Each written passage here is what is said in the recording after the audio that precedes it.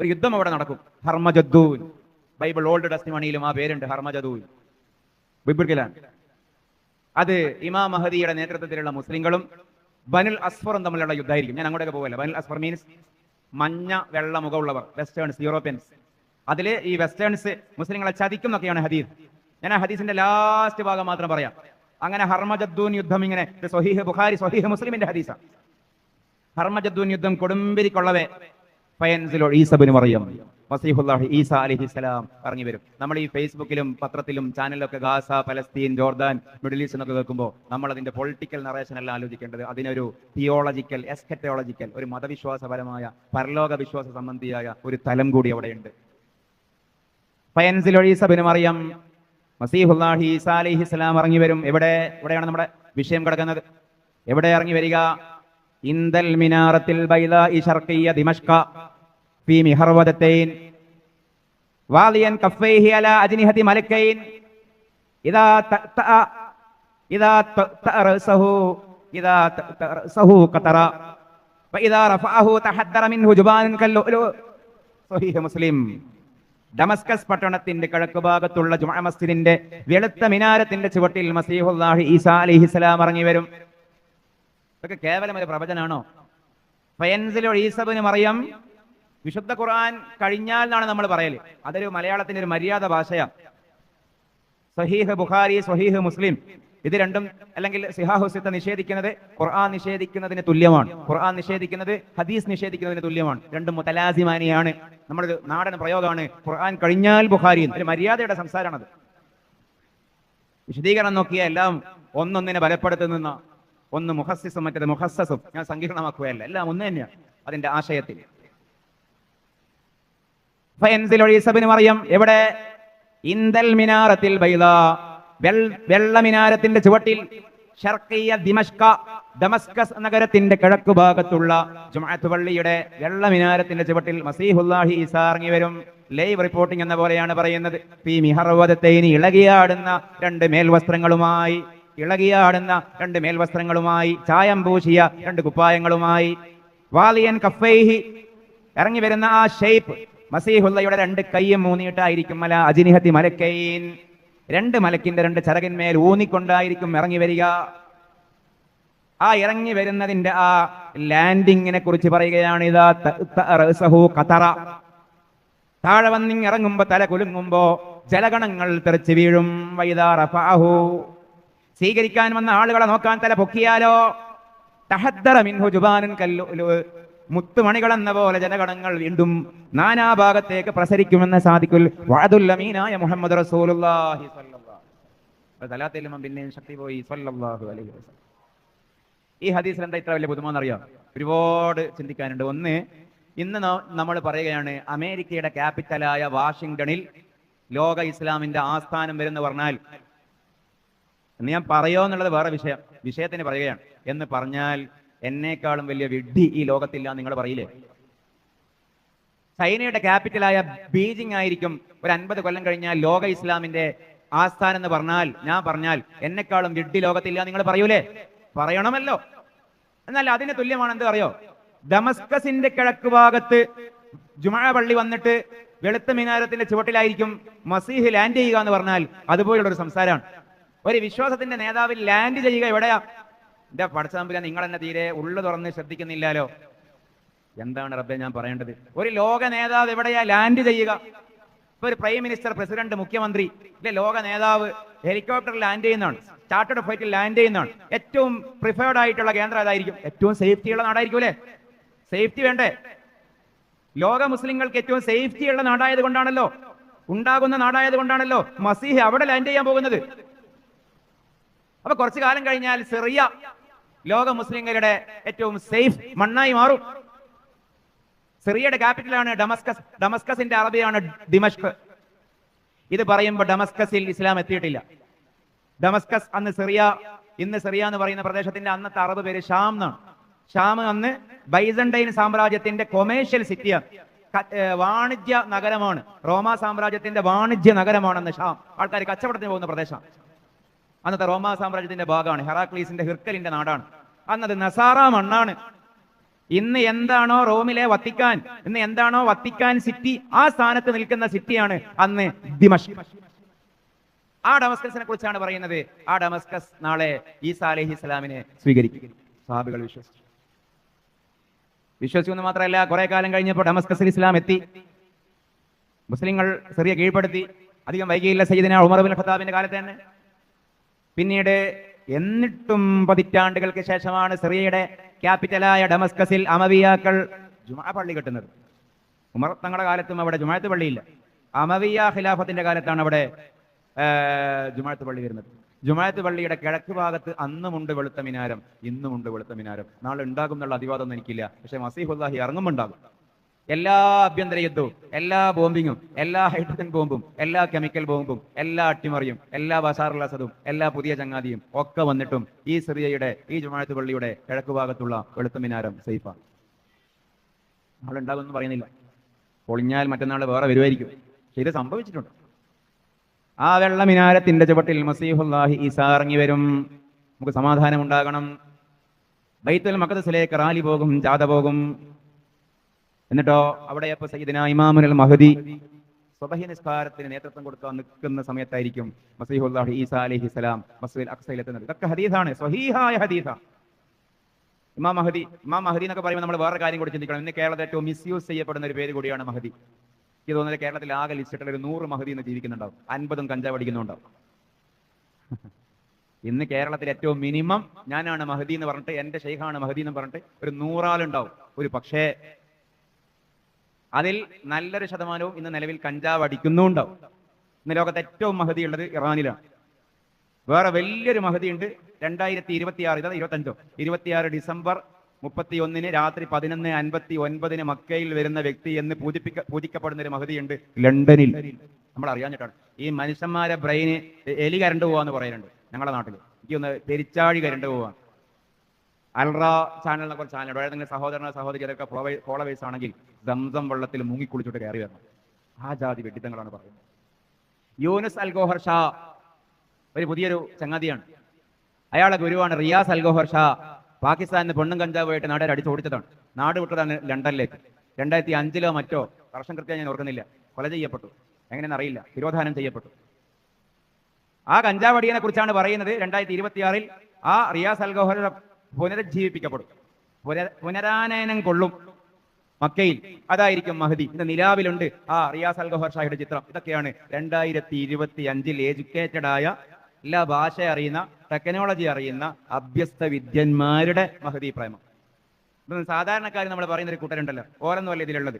മലയാളത്തിലെ ചാനലാണ്. ഞാൻ ആ ചാനലിന്റെ പേര് ഇനിയും പറയുന്നില്ല, കേൾക്കാത്ത ആൾ കേൾക്കേണ്ട. ഒരുപാട് ഞാൻ പറഞ്ഞിട്ടുണ്ട്. ആ വീഡിയോസിന്റെ ഒക്കെ അടിയിൽ 10,000 വ്യൂവേഴ്സ്, 1000 തഗ്ഗും ലവും പൂവും കയ്യും. ഇതൊക്കെയാണ്. അപ്പൊ ഞാൻ മഹദീനെ കുറിച്ച് പറഞ്ഞതാണ്. ഏറ്റവും കൂടുതൽ ഹൈലി മിസ്യൂസ്ഡ് ടേമാണ് ഇമാം മഹദി. പക്ഷെ ഒരു മഹദി വരും. അന്നിക്കണ്ട എല്ലാ ഫേക്ക് മഹദിയും മാളത്തിൽ ഒളിക്കുകയും ചെയ്യും.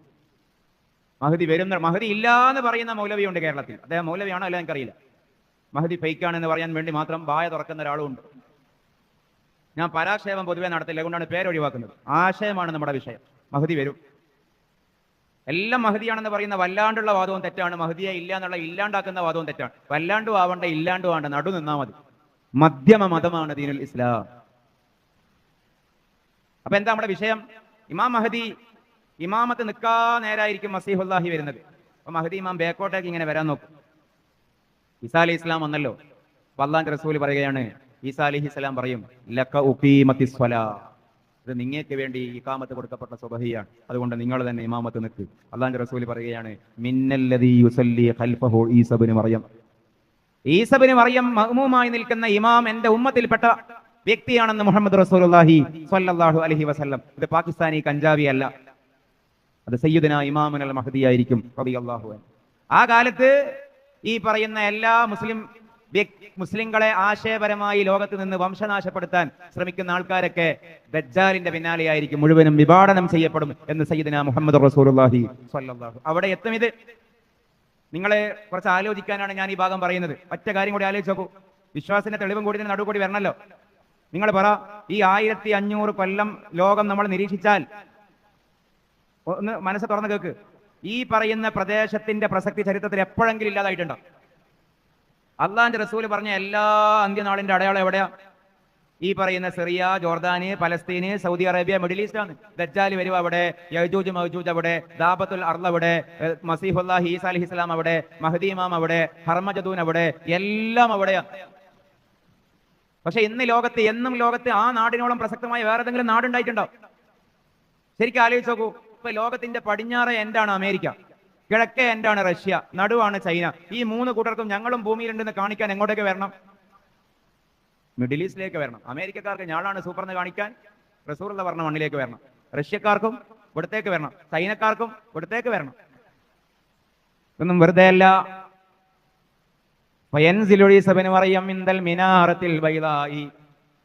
വിശ്വാസികൾക്ക് ഒരിക്കലും നിരാശ ബാധിക്കാനും പാടില്ല. അള്ളാഹു അവിടെ അവന്റേതായ ഒരു പ്ലാൻ ഉണ്ടായിരിക്കും. കുറെ ആളുകൾക്ക് സങ്കടങ്ങൾ അതാണ്, വിശ്വാസം തെറ്റിപ്പോകാൻ. ദുആ ചെയ്യുന്നു, ഉത്തരം കിട്ടുന്നില്ല. മുസ്ലിങ്ങൾ പീഡിപ്പിക്കപ്പെടുന്നു, ഉത്തരം കിട്ടുന്നില്ല. പക്ഷെ ആലോചിച്ച് നോക്കൂ, ഇതിനപ്പുറം ഒരു ലോകം വരാനുണ്ട്. ചിലപ്പോഴൊക്കെ ഈ ക്ലാസ്സിനൊക്കെ പോകുമ്പോൾ എനിക്കൊക്കെ കൂടുതൽ കിട്ടുന്ന സ്ലിപ്പിലുള്ള ഒരു ചോദ്യം അതായിരിക്കും. ഓർത്തപ്പോ പറയുകയാണ്, യമനിലെ കുഞ്ഞുങ്ങൾ, ഗാസയിലെ കുഞ്ഞുങ്ങൾ, വയനാട്ടിലെ ഉരുൾപൊട്ടലിലെ കുഞ്ഞുങ്ങൾ, അതൊക്കെ എന്താവുന്നുള്ളത്, മരണപ്പെട്ടു പോകുന്ന ആൾക്കാർക്ക് എവിടെ നിന്ന് നീതി കിട്ടുന്നുള്ളത്. ഞാൻ ചോദിക്കട്ടെ, ഈ മരണപ്പെട്ടു പോകുന്ന കുഞ്ഞുങ്ങളെ പറ്റി ലോകത്തെ ഏതെങ്കിലും വിശ്വാസത്തിൽ എന്തെങ്കിലും ഒരു മറുപടി പറയുന്നുണ്ടോ? എന്തെങ്കിലും ആകും എന്നുള്ളത്. ഈ കുഞ്ഞുങ്ങളൊക്കെ സ്വർഗത്തിലെ വോളണ്ടിയേഴ്സ് ആണെന്ന് പരിശുദ്ധ ഖുർആൻ. യതൂഫു അലൈഹിം ബിൽദാനും മുഖല്ലദൂൻ ബിഅഖ്വാബിൻ വഅബാരീക് വകഅസിൻ മിൻ മഈൻ ലാ യുസദ്ദഊന അൻഹാ വലാ യുൻസിഫൂൻ വഫാകിഹത്തിൻ മിമ്മാ യതഖയ്യറൂന വലഹ്മി ത്വയ്രിൻ മിമ്മാ യസ്തഹൂൻ വഹൂറുൻ ഈൻ കഅംസാലിൽ ലുഅ്ലുഇൽ മക്നൂൻ ജസാഅൻ ബിമാ കാനൂ യഅമലൂൻ ലാ യസ്മഊന ഫീഹാ ലഗവൻ വലാ തഅസീമാ ഇല്ലാ ഖീലൻ സലാമൻ സലാമാ. ലോക മുസ്ലിം വിശ്വാസികൾ, അള്ളാഹുവിന്റെ തൃപ്തിയടഞ്ഞ ആളുകൾ സ്വർഗത്തിലേക്ക് കാലെടുത്ത് വെക്കുമ്പോൾ സ്വീകരിക്കുന്ന, പൂമാലയിട്ട് സ്വീകരിക്കുന്ന, പഴത്തിന്റെ തളികയുമായി വന്ന് സ്വീകരിക്കുന്ന വോളണ്ടിയേഴ്സ് ആയിരിക്കും ഈ പ്രായപൂർത്തിക്ക് മുമ്പേ മരണപ്പെട്ടു പോകുന്ന കുഞ്ഞുങ്ങൾ എന്ന് പരിശുദ്ധ ഖുർആൻ. യതൂഫു അലൈഹിം ബിൽദാനും മുഖല്ലദൂൻ. അള്ളാഹിന്റെ വാക്ക് നോക്കണം. ഈ സ്വർഗത്തിൽ കിടക്കുന്ന ആളുകളെ ചുറ്റിപ്പറ്റി കറങ്ങി കളിക്കും. ഇനി എന്തെങ്കിലും വേണോ? അത് മതിയോ? ഓക്കെ ആണോ? Help desk. മുഖല്ലദൂൻ, ഒരിക്കൽ മരിച്ചു ഇനി മരിക്കാത്ത, ഒരിക്കൽ മിസൈൽ കരിഞ്ഞു എനിക്കരിയാത്ത, ഒരിക്കൽ ബോംബിങ്ങിൽ പൊട്ടിച്ചതറി ഇനി പൊട്ടിച്ചതറാത്ത, ഒരിക്കൽ ശ്വാസം മുട്ടിച്ച് കൊല്ലപ്പെട്ടു ഇനി കൊല ചെയ്യപ്പെടാത്ത മുഖല്ലദീങ്ങളായ മക്കൾ, അവരായിരിക്കും സ്വർഗത്തിലെ വാളണ്ടിയേഴ്സ്. നമ്മൾ വള്ളത്തോളിനെ കുറിച്ച് പാടിയ പോലെ ഒരു പാട്ട് വേറെ ആൾ എഴുതിയിട്ടുണ്ട്. ആളെ പേരെന്തേലും, മാമ്പഴം എഴുതിയ ആളെ പേരെന്തേലും. നിങ്ങൾ ഉറങ്ങിയിട്ടാണ് ഞാനിങ്ങനെ പദ്യം ചെല്ലുന്നത്. വൈലോപ്പള്ളി ശ്രീധരമേനോൻ. വൈലോപ്പള്ളി ശ്രീധരമേനോന്റെ കവിത ഈ ആയത്തിന്റെ കോൺട്രാക്സിൽ ഒന്ന് പാടിയോക്കും. അങ്കണ തൈമാവിൽ നിന്ന് ആദ്യത്തെ പഴം വീഴുകെ, അമ്മതൻ നേത്രത്തിൽ നിന്നുതിർന്നു ചുടുകണ്ണീർ, 4 മാസം മുമ്പിൽ ഏറെ നാൾ കൊതിച്ചിട്ട ബാലമാകന്ധം പൂവിട്ടുണ്ണികൾ വിരിയവേ, അമ്മതൻ മണിക്കുട്ടൻ പുത്തിരി കത്തിച്ച പോൽ അമ്മലർച്ചണ്ടൊന്നൊടി ചാളാതിച്ചടുത്തെത്തി, ചൊടിച്ചു മാതാവപ്പോൾ ഉണ്ണികൾ വിരിഞ്ഞ പൂ വിറുത്തു കളഞ്ഞല്ലോ കുസൃതി കുരുന്നേ നീ, മാമ്പഴം വീഴുന്നേരം ഓടിച്ചെന്നെടുക്കേണ്ടോൻ പൂങ്കുല തല്ലുന്നതു തല്ലുകൊള്ളാഞ്ഞിട്ടല്ലേ. നിങ്ങൾ ആശയത്തിലൂടെ അർത്ഥം ഒന്ന് ആലോചിച്ച് നോക്കൂ. മാമ്പഴം വീഴുന്നേരം ഓടിച്ചെന്നെടുക്കേണ്ടോൻ പൂങ്കുല തല്ലുന്നതു തല്ലുകൊള്ളാഞ്ഞിട്ടല്ലേ. പൈതലിൻ ഭാവം മാറി വദനാം ഭുജം വാടി, കൈതവം കാണാ കണ്ണ് കണ്ണുനീർ തടാകമായി, മാമ്പഴം പെറുക്കുവാൻ ഞാൻ വരുന്നില്ല, മാമ്പഴം പെറുക്കുവാൻ ഞാൻ വരുന്നില്ല എന്നവൻ മലർക്കുല എറിഞ്ഞു വെറും മണ്ണിൽ. വാക്കുകൾ കൂട്ടിച്ചെല്ലാൻ വയ്യാത്ത കിടാങ്ങളെ ദീർഘദർശനം ചെയ്യും ദൈവജ്ഞരല്ലോ നിങ്ങൾ. തുങ്കമാമീനച്ചൂടാൽ തൈമാവിന്മാരേതക കിങ്ങിണി സൗഗന്ധിക പുഷ്പമായി തീരും മുമ്പേ, മാമ്പഴം വീഴാൻ കാത്തു നിൽക്കാതെ മാതാവിന്റെ പൂങ്കുയിൽ കൂടും വിട്ട് പരലോകത്തെ പുൽകി. ഞാൻ വെറുതെ ഒരു പാട്ട്, വെറുതെ ആകാത്ത പാട്ട് പാടി നോക്കിയല്ല, നമ്മുടെ വിശ്വാസം എന്താന്ന് മനസ്സിലാക്കാൻ പറഞ്ഞതാണ്. ശരിക്കും ഈ കവിത അറബിയിലായിരുന്നുവെങ്കിൽ ഇർഷാദുൽ യാഫിയിൽ വരേണ്ട കവിതയാണ്. അത്രക്കും സൂഫി സെൻസുള്ള കവിതയാണ് ആ കവിത. വീട്ടിന്റെ മുറ്റത്തൊരു മാവ്, ആ മാവിൽ നിന്ന് ആദ്യമായിട്ടൊരു മാമ്പഴം താഴെ വീണപ്പോൾ വീട്ടിലെ അമ്മ കരഞ്ഞതാണ് തീം. എന്താ കാര്യം എന്നറിയോ? ആ മാമ്പഴം പെറുക്കാൻ വീട്ടിലെ കുരുന്ന് ബാലൻ മരണപ്പെട്ടു പോയി. നമ്മളിൽ നിന്ന് മരണപ്പെട്ടു പോയ കുട്ടികൾക്ക് അല്ലാഹു മഗ്ഫിറത്തും മർഹമത്തും കൊടുക്കട്ടെ. നമ്മുടെ ഷാനവാസ് ഉസ്താദിന്റെ മോന്റെ കബറിങ്കിൽ ഞാൻ പോയി. ഷാനവാസ് ഉസ്താദിന്റെ റാശി ഇപ്പൊ നമ്മുടെ നന്ദിയിലുണ്ട്. അള്ളാഹു ആ മരണപ്പെട്ട കുട്ടിക്ക് അള്ളാഹു മഗ്ഫിറത്തും മർഹമത്തും കൊടുക്കട്ടെ. അവരെയും നമ്മളെയും അവരുടെ കുടുംബത്തെയും ഒക്കെ അള്ളാഹു സ്വർഗത്തിൽ ഒരുമിച്ച് കൂട്ടി കൊടുക്കട്ടെ. നമുക്ക് അങ്ങനെ ഒരു പ്രതീക്ഷയുണ്ടല്ലോ.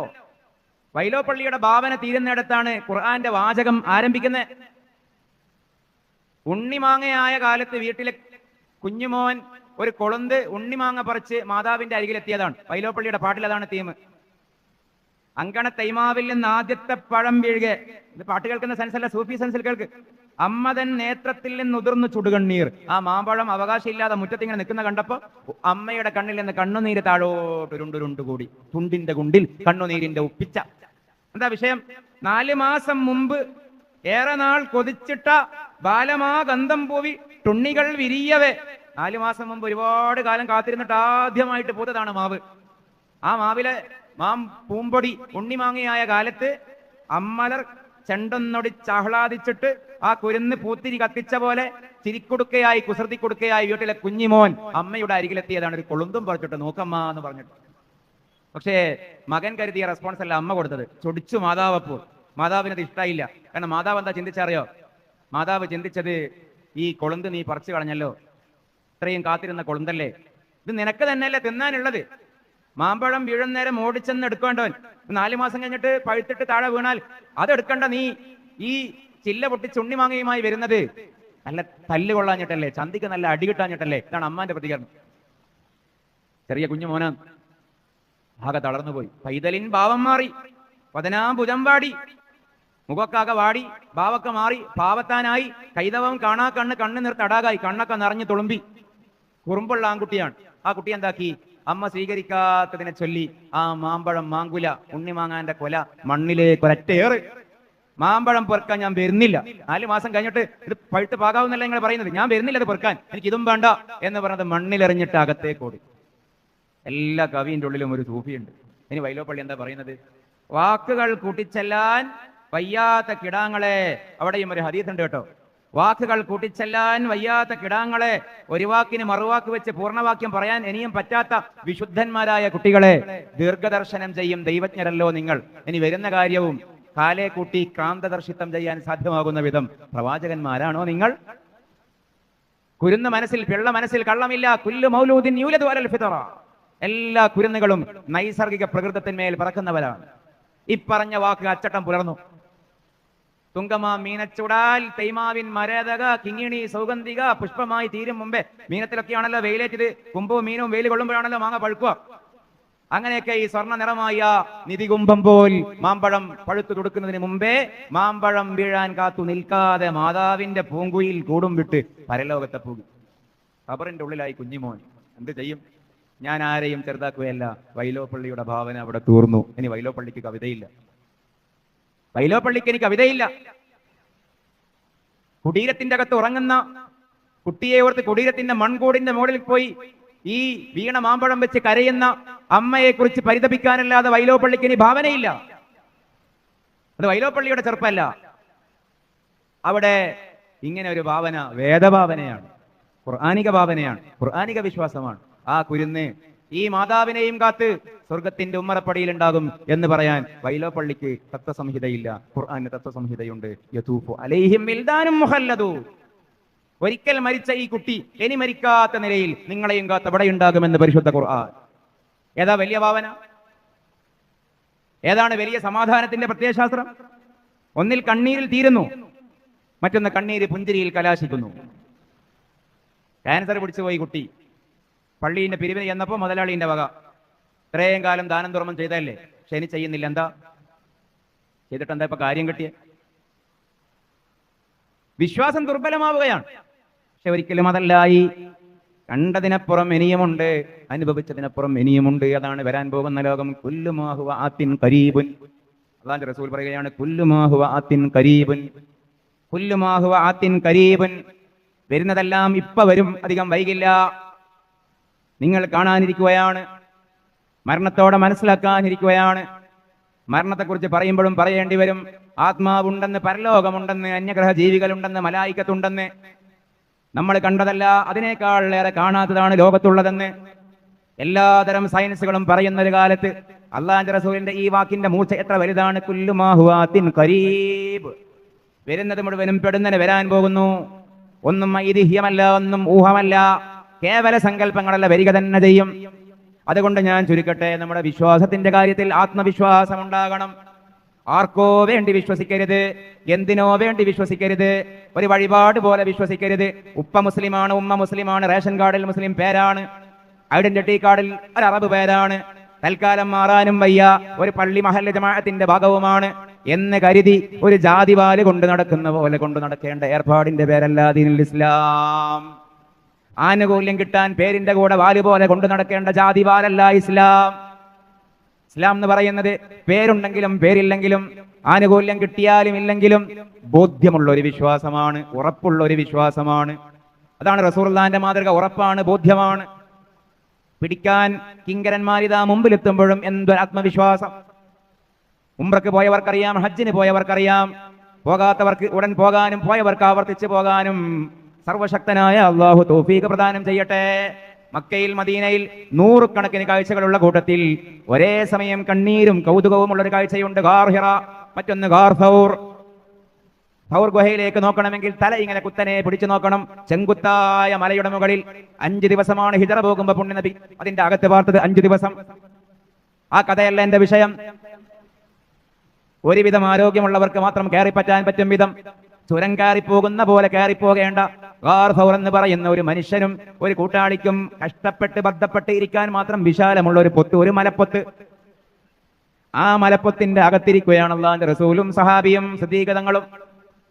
ജീവനോടെ പിടിച്ചാൽ 100 ചുമന്ന ഒട്ടകം, തല മാത്രം കൊണ്ടു കൊടുത്താൽ ആനുപാതികമായിട്ട് അതിന്റെ കൂലി. ഇതാണ് ഇനാം.